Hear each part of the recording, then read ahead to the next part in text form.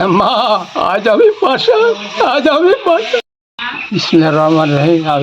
আমি আমার কর্মময় জীবনে যে সমস্ত কাজগুলো করেছি সেই সমস্ত কাজগুলো আমি সজ্ঞান অবস্থায় আমি তা প্রকাশ করতেছি। আমি মোহাম্মদ দিলওয়ার হোসেন, পিতা মৃত্যু রিয়াজউদ্দিন প্রামাণিক, গ্রাম করিমপাড়া, পোস্ট অফিস জামিরবাড়িহাট, ইউনিয়ন সোনারায়, উপজেলা গাবতলী, জেলা বগুড়া, বাংলাদেশ। যখন 17 থেকে 18 বছর বয়স, তখন থেকে আমি আমাদের গ্রামের মসজিদে 15 থেকে 16 বছর মুয়াজ্জমি করেছি, তারপর আর করিনি। এখন বর্তমান অবস্থায় এখনও আমার প্রতি শুক্রবারের দিনে আজান দিতে হয়, গ্রামবাসীর অনুরোধ। তারপর আমার কাজ, আমার এই বয়সে 160 জন বয়স্ক মানুষকে গোসল করাইছি, মেয়ে পুরুষে, তাইতে আমার নিজ হাতে তাদেরকে আমি কবরে নামাই দিয়েছি।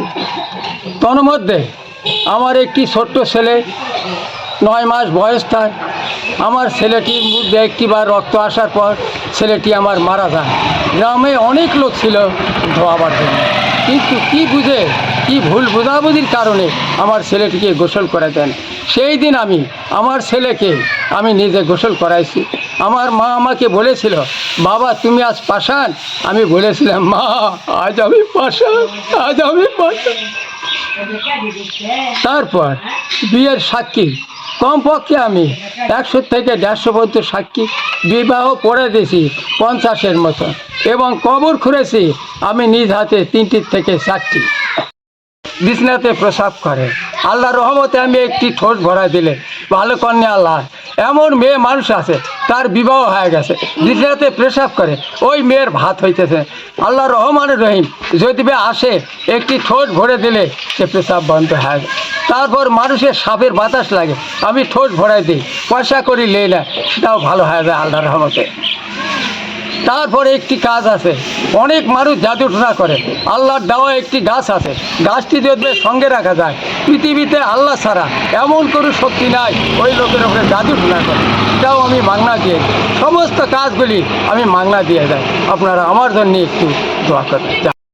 আমার একটি গাভী ছিল, 8 মাসে গাভ, লাল গাভীটি। সেই গাভীটি 27 তারিখে রাত্রে, রমজানের 27 তারিখে রাত্রে গাভীটি চুরি করে নিয়ে যায়। একদিন পর অনেক খোঁজাখুঁজির পর গাভীটি পেয়েছি। তারপর 4 দাঁত একটা কালো খাসি ছিল, আমার খাসিটির নাম রেখেছিলাম বাটু। আমি যেখান থেকে আসি গলা হাসার দিলে বাটুটি ভেবায় ওঠে। সেই দিন আমি উঠে গলা হাসার দিলাম, কিন্তু ভ্যাটু ভেবায় না। ঘরেতে যায় দেখি খাসিটি নাই। পরদিন সকালবেলায় খোঁজ পেলাম আমাদের গ্রামের দক্ষিণ পাশে ঝোপতলা নামে একটা জায়গা আছে, ওখানে খাসিটা আমার জবাই করে খায়। গ্রামের বহুত লোক জুটে গেল, তারা বলল তুমি একটু বাদী হয়। আমি বললাম, না আমি বাদী হব না, এর বিচার দান আল্লাহ কর। এমন তো অবস্থায় আমি এখনও বর্তমানে আছি, এখন বয়স প্রায় আমার 75-এর মতো।